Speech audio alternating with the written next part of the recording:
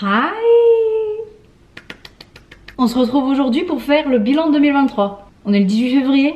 Bon, sommes-nous surpris? J'avais fait cette vidéo l'année dernière et j'adore parce que c'est vraiment une petite capsule de mon année condensée en une petite trentaine de minutes. Et ça me permet de faire le point chaque année. Je m'appelle Margot, j'ai 29 ans, je suis originaire de Caen en Normandie. J'ai déménagé aux États-Unis en 2018. Ça commence à faire, hein. Depuis ça, je me suis mariée avec un Américain et nous vivons à Pittsburgh, dans le trou du cul de la Pennsylvanie, aux États-Unis. Avant de commencer cette vidéo, je tenais à remercier le sponsor qui n'est autre que Evenco. Evenco, c'est une marque française qui m'a gentiment offert 3 modèles de culottes menstruelles. Personnellement, j'ai adopté des protections hygiéniques réutilisables depuis à peu près 3 ans. Au début, j'ai testé les serviettes réutilisables et bien qu'en théorie ce soit génial, dans la pratique, ça bouge, ça gêne, donc j'avais fini par investir dans des culottes menstruelles et c'était vraiment la révélation. Je ne reviendrai jamais en arrière pour la simple et bonne raison que, en disant au revoir aux protections hygiéniques jetables, j'ai aussi dit au revoir à tous les produits chimiques qui sont dans les serviettes et dans les tampons. C'était aussi une période où j'avais énormément de problèmes gynéco, à savoir des infections urinaires à répétition. J'ai fait une infection urinaire chronique de 6 mois. Pendant 6 mois, je me suis traînée une infection urinaire. Je me suis aussi tapé des mycoses, s'il vous plaît. Et je ne dis pas que les protections hygiéniques réutilisables ont complètement réglé ce problème. Je dis juste que ça fait partie des choses que j'ai mis en place pour mon rétablissement sur le long terme. Et je touche du bois. Depuis ça, je n'ai refait ni infection urinaire, ni mycose. Ça fait 3 ans. Non mais regardez-moi ça en plus, je n'ai pas la marque. Il y a aussi un aspect que j'adore, c'est le fait de se sentir au propre et au sec. Je trouve ça beaucoup plus hygiénique et en plus de ça, vous n'avez pas d'odeur. C'est également d'un pratique. Je pars le matin, j'ai ma culotte menstruelle, je n'ai pas à me soucier de « oh merde, est-ce que j'ai pris une serviette de rechange, un tampon de rechange, va falloir que je me change sur place et quand je me change, imagine t'as une fuite donc je dois prendre un sous-vêtement de rechange. Non, non, je pars le matin, il est 8 h, j'ai ma culotte menstruelle, je rentre le soir, il est 17 h, je n'ai pas d'odeur, je suis au sec et je n'ai pas eu besoin de me changer. Bref, je voulais remercier Evenco qui est ce genre de marque qui innove dans des domaines dans lesquels on en a mais tellement besoin. En ce moment, il y a des ventes flash sur le site de Evenco qui vous donnent 60% de réduction et avec mon code Margot, vous avez 15 € d'offert sur votre commande. Donc si vous voulez tester, now is the time. Merci Evenco. Pour ma part, 2023, ça a été une année globalement positive. Il y a eu énormément de changements dans ma vie, dans mon quotidien. On a pris des virages à 180 degrés, en veux-tu, en voilà. Donc c'est pour ça que je vais commencer sur les points positifs de cette année. Mais ne vous en faites pas, il y a une palanquée de trucs de merde qui se sont passés, mais on va y venir. Chaque chose en son temps. Premièrement, je crois que c'était en février, je suis montée sur scène. Enfin montée sur scène. C'était un open mic, donc en gros une école de chant dont l'une de mes meilleures amies ici fait partie. Et elle me dit j'aimerais beaucoup y aller, est-ce que tu veux bien m'accompagner? Et je sais que tu adores chanter, je t'ai déjà entendu pousser la chansonnette dans la voiture. Si tu veux chanter devant le public, fais-toi plaisir. Bien évidemment, je me chie dessus rien qu'à l'idée de chanter devant 2 personnes. Ah, je ne peux pas, bon, c'est ce que je pensais. Et je vous jure, passer au-dessus de cette peur, ça a débloqué un truc dans mon cerveau. Il y a quelque chose qui a switché à ce moment-là. Je me suis dit mais rien n'est impossible. Genre qui va me stopper? Et vous allez voir que cet événement a une importance énorme dans le déroulement de mon année. Parce que ça a débloqué des choses mon pote. Accrochez vos ceintures. En juillet, j'ai pu rentrer en France après 2 années coincée aux États-Unis. Et ça, oh, c'était divin. Divin. J'ai pu revoir mes amis, j'ai revu ma famille, j'ai bouffé de la tartiflette et de la raclette au mois de juillet et au mois d'août. C'est clair qu'après avoir été coincée aux États-Unis, dû au fait que je n'avais pas encore ma green card, etc., qu'au niveau de l'immigration, en fait, tout n'était pas calé, ça a été une libération et un sentiment de soulagement phénoménal d'arriver à Paris et de me dire « Oh, je suis sur le sol français !» Ça y est, j'entends des gens se plaindre à longueur de temps, je suis de retour à la maison. On a aussi pu retourner en Europe au mois de décembre et cette fois on a fait l'Angleterre et la France. J'ai fait quelques story time sur un vlog que j'ai sorti en janvier et au final, en tout et pour tout, en 2023, je crois qu'on a passé plus d'1 mois en France. J'avais pas réalisé mais c'est fou. Du coup on a pu faire Noël en France et ça c'est quelque chose qui me tenait extrêmement à cœur. Aux États-Unis on entend beaucoup parler de Thanksgiving et de l'esprit de Noël machin. C'est tellement surcoté. Thanksgiving je veux bien mais alors la réputation du Noël américain c'est surcoté au max. Le 24 et le 25 en eux-mêmes il se passe pas grand chose. C'est-à-dire que les gens ils vont cuisiner vite fait, ils vont manger en 20-25 minutes et après ils vont se poser devant la télé pour regarder un match de NFL, du football américain là. Non, c'est pas ça Noël. Noël c'est tu commences le 24 au soir à 8 h, tu finis le repas à 3 h du mat et le lendemain midi à 13 h, rebelote jusqu'au soir et tu finis avec la soupe à l'oignon et t'as 1 milliard d'entrées, de plats et de desserts. C'est ça Noël, c'est être en famille, c'est passer des heures à table, c'est avoir les gosses qui s'endorment par terre en regardant la télé. C'est ça l'esprit de Noël, en tout cas chez moi. Et mon mec était impatient de vivre son premier Noël français et il n'a pas été déçu du voyage, il en est ravi et du coup maintenant il peut comprendre. Mes attentes. J'ai dégoté mon premier vrai job aux États-Unis. Oui, parce que quand t'es au pair, t'es sous contrat avec des agences franco-américaines, blablabla. C'est un job, hein. C'est un job dans le sens où tu fais 40 à 45 heures semaine, mais du coup ça reste un job de babysitter, nannying, et dans l'inconscient collectif, c'est pas un job sur le long terme. Tout ça pour dire que enfin, j'ai trouvé aux États-Unis un job en alignement avec le master que j'ai en France, à savoir un master en marketing digital. Mon poste à l'heure actuelle est chef de projet. Je suis salariée dans une agence de marketing et je ne pensais jamais, au grand jamais, pouvoir obtenir un job de la sorte. Je doutais de mes capacités linguistiques parce que l'anglais, même si je le maîtrise, ce n'est pas ma langue maternelle, donc j'avais toujours cette un peu syndrome de l'imposteur j'imagine, de me dire je serai jamais à la hauteur, j'en suis pas capable. Aussi le fait que mon master, je m'en suis servi en France jusqu'en 2018, mais après ça je suis partie aux États-Unis pour faire au pair, après ça il y a eu le Covid, après ça je me suis mariée, j'ai pas eu le droit de travailler. Et je me suis dit mais personne va m'embaucher, personne. Je suis extrêmement fière de moi en fait, d'avoir passé le pas, d'avoir postulé. Et vraiment je voulais pas en démordre, hein. Je me disais il faut que j'ai un job, il faut que j'ai un job. Dans la même lignée, 2 mois après mon embauche. Et c'est là que je vous dis à quel point moi qui monte sur scène, qui dépasse ma peur pour pousser la chansonnette et chanter la chanson d'Anastasia devant 60 pèlerins. C'est là que ça a son importance. Écoutez bien, j'ai négocié une augmentation, je ne vais même pas vous dire le pourcentage parce que soit j'ai été sous-payée, soit c'est l'augmentation la plus énorme de ma vie. Jamais, au grand jamais, je n'ai demandé une augmentation en France. Jamais. C'était au moment en fait où je switchais d'un type de contrat à un autre. En fait aux États-Unis vous n'avez pas les CDD et les CDI, vous avez le 1099 qui est en gros un espèce de contrat dans lequel vous êtes un peu consultant pour la boîte, etc. Qui fait un peu office de période d'essai parce que vous n'êtes pas officiellement employé dans l'entreprise, donc vous ne bénéficiez pas de tous les avantages que la boîte a. Moi, en l'occurrence, ce qui s'est passé, c'est qu'une fois que mon 1099 était fini, ils m'ont dit qu'ils voulaient basculer en W2 et que je devienne une employée de l'entreprise. Et là, en fait, je me suis dit, ok, donc ils savent que j'ai de la valeur dans leur entreprise, je fais suffisamment bien mon taf pour qu'ils veuillent me garder. Si tu veux demander une augmentation, je pense que c'est le bon moment. Bref, c'est votre signe.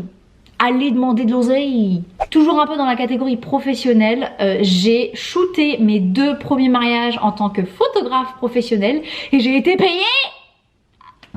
Et l'un des 2 mariages était celui d'une abonnée.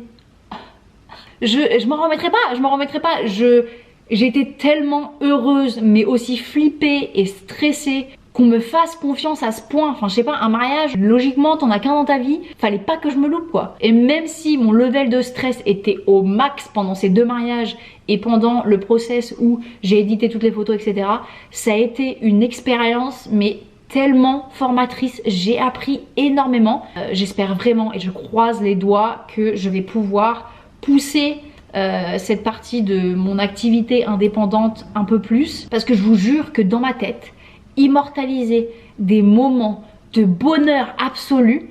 Il y a rien qui surpasse ça dans l'échelle de ma satisfaction. Je déteste faire poser les gens, guider les gens, etc. Moi, je prends des photos sur le vif. Les gens qui rient, les gens qui se prennent dans les bras et qui s'enlacent. Les photos après sont d'une telle beauté et d'une telle authenticité. Moi, c'est ça ma cam.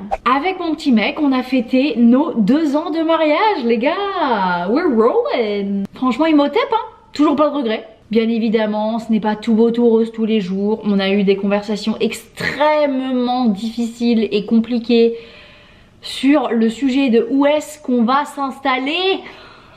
Welcome dans les couples binationaux. Mais vous inquiétez pas, on s'est mis d'accord. Bon, alors ça, c'était les choses positives qui se sont passées. Maintenant, on va passer un peu à l'envers du décor, aux choses un peu moins sympas. Les downs. Vous l'avez remarqué, je n'ai pas été extrêmement présente sur les réseaux sociaux, à savoir TikTok, Instagram et YouTube. Je crois qu'en 2023, j'ai posté, 10 vidéos à tout casser et ça me crève le cœur. Documenter ma vie, les vlogs, y a rien que j'aime le plus sur cette plateforme que des longs formats de 20, 30, 40 minutes où juste je partage ma vie, je documente ce que j'ai fait, mes idées, mes inquiétudes et tout, et j'essaye de rendre ça un petit peu esthétique, un petit peu plaisant à l'œil.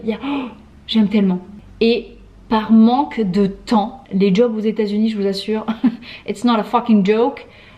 Je bosse entre 40 et 60 heures par semaine devant mon ordinateur, donc autant vous dire que rentrer chez moi et passer environ 20 heures à éditer une vidéo, c'était la dernière chose que j'avais envie de faire. J'avais juste envie de déconnecter en fait. Le problème, c'est que YouTube, TikTok, Instagram, la photographie, ce sont pour moi des façons créatives de débrancher mon crâne et juste d'aérer mon cerveau et de trouver cet équilibre en fait avec ce job qui me prend tellement de temps et tellement d'énergie et ma vie personnelle. Le truc avec lequel j'ai le plus galéré en 2023, c'était vraiment de trouver mon équilibre et de pas me retrouver sur les rotules parce que la seule chose que j'avais en tête c'était mon taf quoi. Et le problème de ne pas avoir trouvé cet équilibre, c'est que ça a été au détriment de ma petite santé mentale. J'ai foncièrement besoin de m'évader. Ça là, j'en ai besoin. Et en fait, moins je le faisais, moins j'avais les épaules et la santé mentale pour le faire. Mon rôle dans mon agence, comme je vous l'ai dit, c'est chef de projet. Sauf que quand j'ai commencé, on m'a dit qu'avec le background que j'avais et les besoins qu'ils avaient, j'allais être ramenée sur des photoshoots, j'allais être ramenée sur de la création de contenu pour des clients, etc. Donc j'allais toujours avoir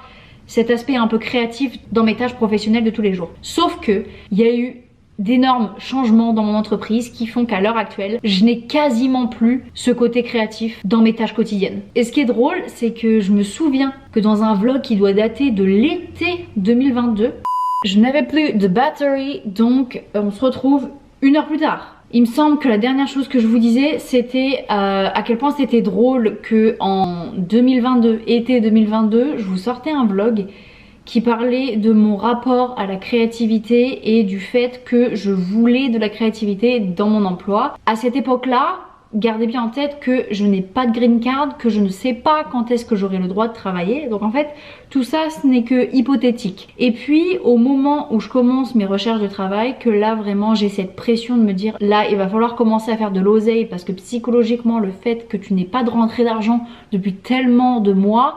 ça ne fonctionne plus.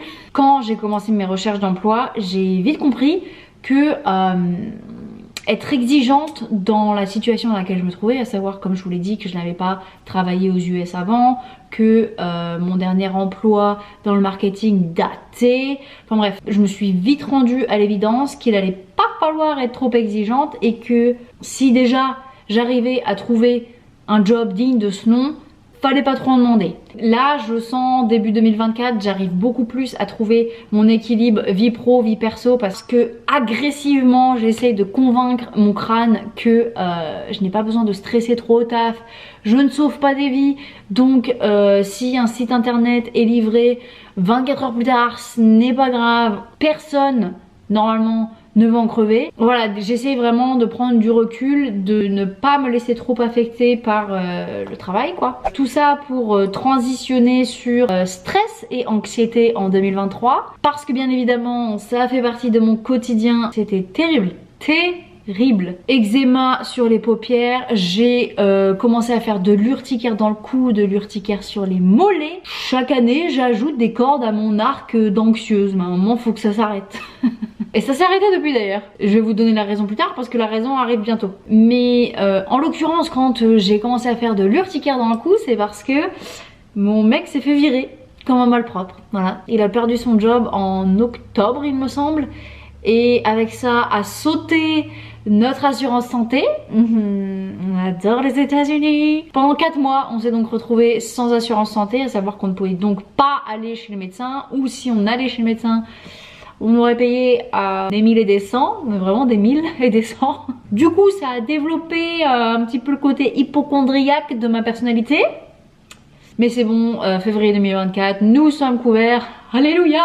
Mais c'est clair que ça n'a pas aidé mes affaires de stress, j'étais pas bien. Mon mec était confiant que ça n'allait pas être un problème, qu'il allait pouvoir rebasculer en freelance, donc auto-entrepreneur, chose qu'il a faite, chose dans laquelle il réussit depuis. Mais ouais, je suis passée de la nana qui n'a pas pu travailler, qui du coup était dépendante de son mec pendant quasiment 1 an et demi, à la nana qui était celle qui ramenait toute la thune dans notre foyer. Donc 2 salles, 2 ambiances, bah j'aime ni l'un ni l'autre.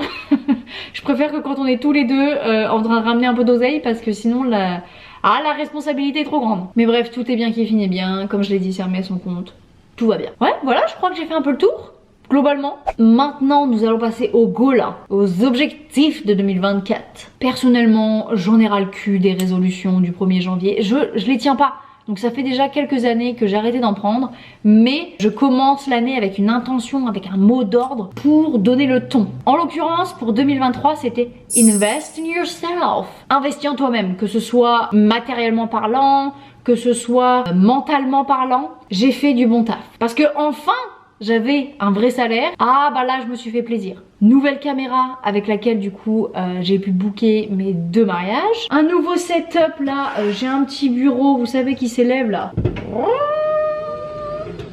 Ouais. Et puis plus généralement, beaucoup moins de culpabilité quand j'ai acheté des choses. Je sais pas si vous vous en souvenez, mais c'était un vrai sujet, ça me bouffait l'esprit. Dès que je sortais ma carte bleue, j'avais l'impression que j'allais faire une crise cardiaque. Je me flagellais en me répétant: pourquoi tu dépenses ton argent alors que t'en gagnes très peu? Tu fais tellement partie de la société de consommation, là t'es un petit mouton du capitalisme, blablabla. Voilà ce qui était en boucle dans mon crâne. Ça va mieux, je vous assure, ça va bien mieux. J'ai pris du temps pour trouver un emploi. J'ai, je pense, très bien honoré cet objectif de 2023 et maintenant celui de 2024, celui, oulala, que je mets déjà très bien en pratique. En anglais on dit own it. Assume tes idées, assume tes opinions, assume tes envies, assume qui tu es. Vloguer en public maintenant, I don't give a shit. On va me dire: oh, la gueule que t'as avec ta caméra en public. Ok. Et ras le cul en fait de me soucier de que pense Pierre-Paul Jacques. Maintenant j'ai décidé que ça allait rien changer à ma vie. Passons maintenant aux questions. La moi de début 2023 avait fait une liste de petites questions pour lesquelles j'étais extrêmement curieuse de connaître un peu le dénouement. C'est parti? Alors, première question, as-tu revu ta famille? Es-tu rentré en France? Le peuple veut savoir. Oui, je l'ai dit 50 milliards de fois dans cette vidéo, nous sommes rentrés en France pour l'équivalent d'1 mois en 2023 et c'était génial. As-tu adopté un animal de compagnie? On le sait, ta proprio a mis sur le bail qu'elle ne voulait pas d'animaux. Mais la petite voisine du dessous, qui est arrivée en cours d'année, a ramené son chat. Donc, il y a moyen de négocier. Je vous ai dit que l'anxiété ça allait mieux, que le stress ça allait mieux. Bon là il pionce, mais voilà la petite boule de poil qu'on vient d'adopter. Je vous l'ai déjà présenté de toute façon dans le vlog précédent. Phil est arrivé chez nous il y a de ça quasiment 2 mois. Première semaine, j'ai fait une seule angoisse nocturne. Alors que d'habitude c'est tous les soirs et ça ne me quittait pas, il n'y avait aucun remède. Rien n'y faisait jusqu'au moment où on a adopté ce petit chien. Et je sais pas, ça a tout, je sais pas. La thérapie via les animaux, ça existe. Je ne connais pas tous les tenants et les aboutissants, mais je peux vous dire que caresser mon petit chiot à longueur de journée, bah apparemment ça a des bénéfices sur mon cerveau. Es-tu toujours à Pittsburgh? Parce que de base, quand on est arrivé ici, Pittsburgh ça devait pas être un truc trop long terme, mais On commence à s'y plaire un petit peu. Oui, nous sommes toujours à Pittsburgh, mais je pense pas pour longtemps. Est-ce que t'as été chez l'ophtalmo ou est-ce que tu portes encore et toujours cette paire de lunettes à 1 euro qui date de 2017 que ton mec a défoncé parce qu'il s'est assis dessus sans faire exprès quand tu les as posées dans le plumard? Et en plus, ça se met plus à ta vue. Tu es myope comme une taupe. Oui, je suis allée chez l'ophtalmo, j'ai enfin changé mes binocles. Voici les dernières en date qui ont maintenant je crois un peu plus d'1 an. Je les mets toujours sur mon crâne quand je filme parce que je peux pas blairer le reflet. Je les adore. Je crois que là, il va falloir que je retourne chez l'ophtalmo pour un petit check-up parce que ça fait plus d'1 an. Maintenant qu'on a une assurance santé. Est-ce que tu as viré le lustre que tu ne peux pas en voir en peinture et en nature dans ta salle? Non, je n'ai pas viré ce putain de lustre chum de chez moi puisque comme je l'ai dit, nous allons déménager. Et la dernière chose dont j'ai envie, c'est de m'électrocuter pour une baraque dans laquelle je vais même pas rester quelques mois de plus. Donc, affaire à suivre. Est-ce que tu as ralenti? Est-ce que tu monotâches de temps en temps? Oui, je monotâche. Je fais des choses beaucoup plus dans le présent. J'essaie d'ailleurs de convertir mon mec parce que j'en ai ras le cul de le voir constamment avec son téléphone sur Reddit en train de regarder des rediffusions de baseball, de football américain, de NBA. Je dis frérot, là il faut que tu prennes un break, ton temps d'écran est astronomique, il faut qu'on se calme. Est-ce que tu as de nouveaux tatouages? Ah, j'espère. Oui, j'ai des nouveaux tatouages. Enfin un, ouais j'en ai fait qu'un seul. Mais une pièce suffisamment grosse, là je vais essayer de vous la montrer.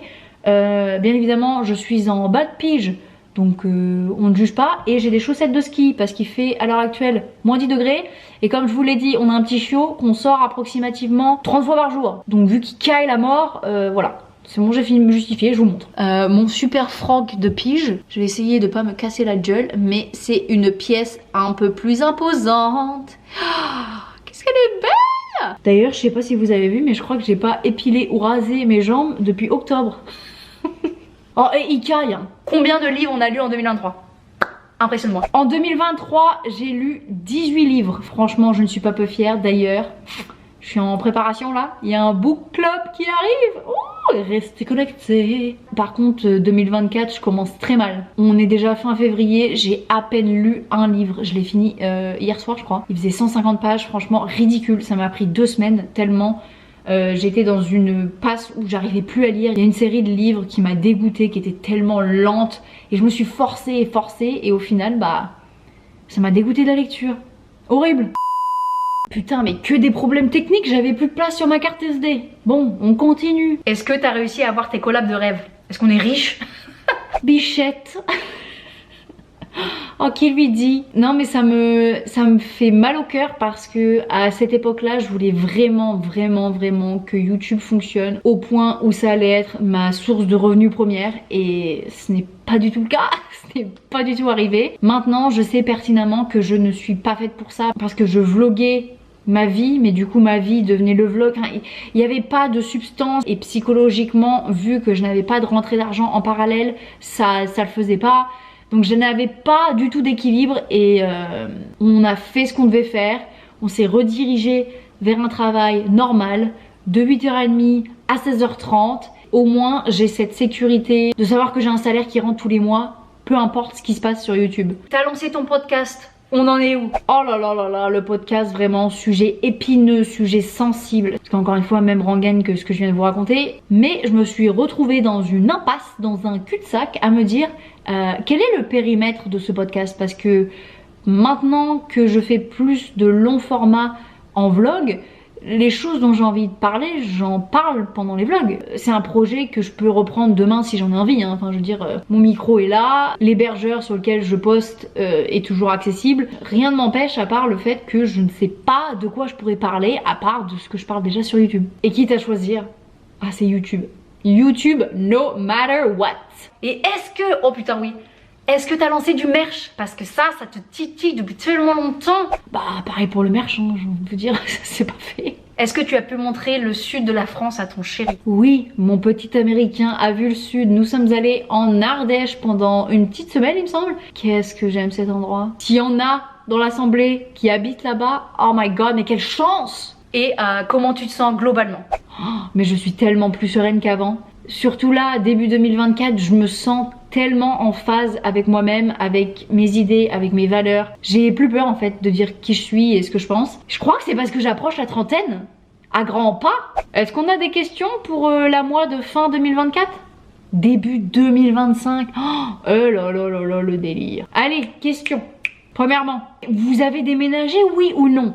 Parce que là, ça commence à bien faire là. Ton travail, qu'est-ce que ça donne? Où est-ce que tu te situes? Est-ce que tu as gardé le même travail et tu as réussi à incorporer de la créativité dedans? Ou est-ce que tu as changé du tout au tout et là t'es partie être fermière dans le fin fond du Kentucky?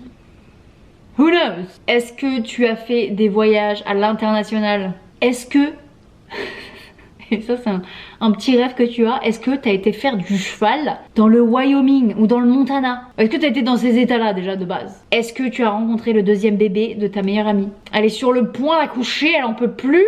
Comment va Phil? Est-ce qu'il a arrêté de tout bouffer parce que là t'en peux plus? Là vraiment t'en peux plus. Le pauvre, mais t'as été obligé, tu lui as acheté une petite muselière. Parce qu'il bouffe toutes les merdes qu'il trouve et à chaque fois tu dois l'emmener chez le veto parce qu'il est malade comme un chien. Non, c'est le cas de le dire. Je crois savoir que tes parents viennent cet été. Qu'est-ce que vous avez fait? Je connais une partie du programme, le reste c'est encore flou. Mais dis-moi ce que vous avez fait. Quelle place occupe YouTube et la photo dans ta vie maintenant? Est-ce que tu t'habilles plus qu'en 2023? Parce qu'en 2023, vu que tu travailles principalement depuis la maison, tu es en pyjama du lundi au dimanche. Et moralement, ça le fait pas. T'as envie de t'apprêter, mais tu le fais pas, par fainéantise, on le sait. Est-ce que t'as fait des petites vidéos mode? Parce que bien que tu détestes la fast fashion et la société de consommation et ceci et cela, tu trouves que la mode, ça fait partie des moyens d'expression que t'aimerais mettre en valeur pour 2024. Dis-moi tout. Dis-moi tout. Oh, j'espère que tu as lu. T'as intérêt d'avoir lu. Combien de livres? Combien de pages? Parce que je crois que les 18 livres de 2023, ça faisait à peu près 7000 pages. On est sur combien là en 2024? Et le book club, est-ce que ça fait partie des choses que t'as lancées et que t'as laissé comme ça sur le côté de la route? Ou t'as construit une vraie communauté sur Discord et ça te plaît? Bah je crois que c'est tout hein. Oh, putain, cette vidéo va durer 10 plombes. Mais je pense que c'était nécessaire. Ça fait toujours du bien de faire un petit point. Ça permet un peu de se remettre dans le droit chemin là. D'être sûr qu'on va dans la bonne direction.